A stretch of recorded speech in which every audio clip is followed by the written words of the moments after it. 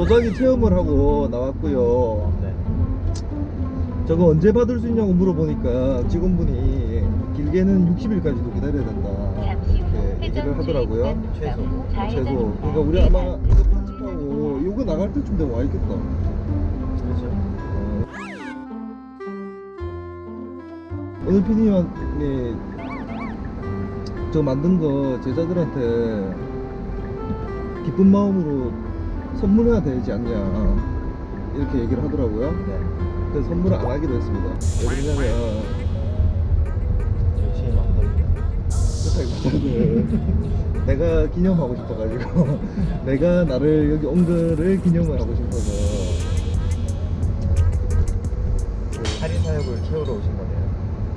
뭐 인생살이 사육이죠. 인생살이 사육이죠. 내가 그 또 약간 도공기질이 있는 걸 발견했어요. 보면서 약간 내가 도공기질이 있구나. 보셨죠? 아까 새겨진 거 이렇게. 네? 고용도. 그래서 도용도는 뭐죠? 다음 안내까지 도공용성 15km 직진입니다. 왼쪽 커브에 범상치 않은 한없이 우리가- 지하네요.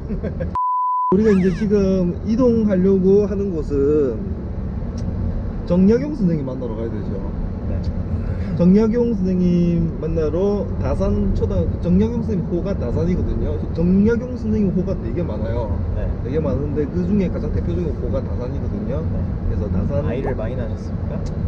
다산의 상징이죠. 네. 그래서 한없이 유치하네요. 그래서 이제 다산 초당 쪽으로 가서 정약용 선생님을 만나보는 시간을 갖도록 하겠습니다. 정약용 선생님은 모든 시대를 통틀어 가지고 가장 그 천재적인 인물. 그러니까 이 사람은 정말 천재다라고 말할 수 있는 인물은 지금 원톱으로 꼽을 수 있는 건 무조건 정약용입니다. 근데 이거는 역사 공부하는 저기 웬만한 선생님들한테 물어보면은 전부 다 아마 동의를 할걸. 정약용은 그 한국의 레오나르도 다빈치다. 그 불릴 수 있는 사람이다라고 얘기를 할 거예요. 왜 그러냐면 이 강진으로 유배를 온 그 기간 동안에 네.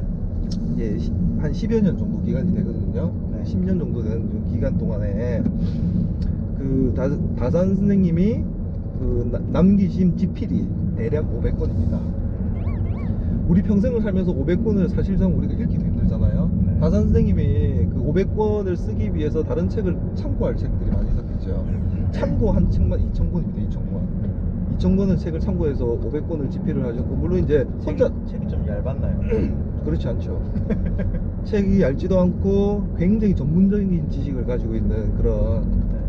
책들을 갖다가 집필을 하셨거든요. 네. 근데 이제 제자들이 양성을 했다고 했잖아요. 근데 자기하고 같이 그 집필 활동을 했던 당시에 이제 제자들이 있었습니다. 네. 18명인가 정도 네. 되는 집필 활동. 그러니까 그 여기서 출판사 하나를 이제 창업을 하셨다고 보시면 되죠. 내 말 이게 다산 초당 출판사를 이제 거의 만드셔가지고 다산 출판. 다산 출판 있는 것 같은데 지금. 교과서에서 등장하는 가장 대표적인 저서다라고 하면은 시작. 정약용 선생님이 쓴 대표적인 저서 수업 많이 들어서 알잖아. 모르겠는데. 몰라요? 네. 1표 이서가 있습니다. 가장 대표적인 책이 3개가 있거든요. 1표 이서. 표는 경세유표 들어보셨죠? 네. 서는 목민심서. 목민심서 들어봤잖아. 가장 대표적인 저이고 그 다음에 흠음심서. 이렇게 해서 대표적인 저서가 네. 3권 정도 있다고 보시면 되겠습니다. 그러면은 정약용 선생님은 전문 분야가 뭐냐? 네. 이렇게 물어보실 수 있죠. 선생님 같은 경우는 사회 역사만 잘 가르치잖아요. 네. 내가 영어를 가르칠 수도 없고 국어를 가르칠 수도 없잖아요. 네. 많이 해야 되죠. 근데 정약용 선생님 같은 경우는 자연과학, 공학, 법학, 의학 뭐 서적들을 보면 이런 거도 대충 훑는 수준 정도가 아니고 하나하나의 전문성을 가진 그런 엄청난 책들을 갖다가 저술을 하셨다니까요. 네. 그러니까 법학 머리도 있고 의학 머리도 있고 자연과학에 대한 머리도 있고 그런 인삼 천재가 아닐 수 있는 거죠. 정약용 선생님이 그럼 강진으로 왜 유배를 오게 되었느냐 그 얘기를 좀 잠시 그 자한 토크로 진행을. 강진으로 유배를 오신 게 정약용 선생님이 활동을 했던 시대가 어떤 시대냐면은 종조임금님 있잖아요. 종조임금님 그때 시절 종조임금님이 돌아가시고 난 다음에 우리가 1800년에 정확하게 종조임금님이 돌아가시는데 그 다음부터 순조, 혼종, 철종이 이어지는 3대 60여 년간의 세도 정치기가 시작이 된단 말이에요. 네. 그 시기 때 정약용 선생님이 이제 활동을 하셨던 거예요. 그 정조가 정약용 선생님보다 10살이 많거든요. 10살이 많은데 정약용이 한참 밑에 동생일 수도 있지만은 벗으로 생각하시고 우리 제자님들이 이제 정조를 공부해 보시면 아시면 정조 자체도 굉장히 똑똑한 군주거든요. 네. 공부를 많이 하신 사람이란 말이에요. 그게 조선시대 하면 가장 똑똑한 임금님 2명 고르라고 하면은 조선 도로가 전기의 좁아지는 세종대왕을 고를 수가 구간입니다. 있고 네. 조선 후기에는 정조를 얘기할 수 있잖아요. 네. 근데 그 정조 자체가 리스펙했던 사람이 정약용입니다. 이 사람은 클래스가 다르다 이렇게 나하고도 클래스를 견줄 수 없다. 그리고 어떨 때는 스승으로 삼기도 하고 어떨 때는 친구 벗으로서 시속 정약용을 60km 대하기도 하고 했던 게 이동식 카메라 주의 선생님이셨다고요. 그래서 무슨 말인지 이해되죠? 네. 근데 정조 임금님이 1800년에 갑자기 사망을 하신단 말이에요. 네. 그러고 난 다음에 아까 얘기했듯이 순조, 헌정, 철종 이어진 안동임시, 풍양조시 이런 애들이 들어와가지고 국정을 넘나하는 사건이 벌어지는 세도 정치기가 이제 시작이 되잖아요. 네. 그때 날라갑니다. 당시에는 서양 학문이라고 해서 들어와 있는 게 천주교가 있었는데 서양 학문에 빠지신 거 이분은 학문에 잘 빠지시거든요. 정약용 선생님이 천주교 신자는 아니었던 것으로 이제 우리가 지금은 공부를 하고 있는데 당시에는 천주교 신자를 몰았던 거예요. 정약용 선생님을. 그러니까 서양 학문 천주교를 신앙하고 있는 사람이다. 그러니까 왜냐면 당시 사회가 유학 그러니까 성리학 사회잖아요. 네. 그러니까 이단 종교를 믿는 사람이다 이렇게 됐던 거죠. 그래서 1801년에 신유년에 천주교도를 박해하는 사건이 벌어지거든요. 그러니까 정약용 선생님이 이 천주교도지, 이 예수쟁이지 이렇게 해가지고 유배에 온 게 강진이었습니다. 강진으로 유배로 오게 됐죠. 그러면 그 정조 임금님 같은 경우는 정약용을 갖다가 왜 그렇게 아끼고 이제 뭐 똑똑한 것만 가지고 그렇게 아끼고 사랑을 할 수 없잖아요. 임금님의 마음을 잘 읽었습니다.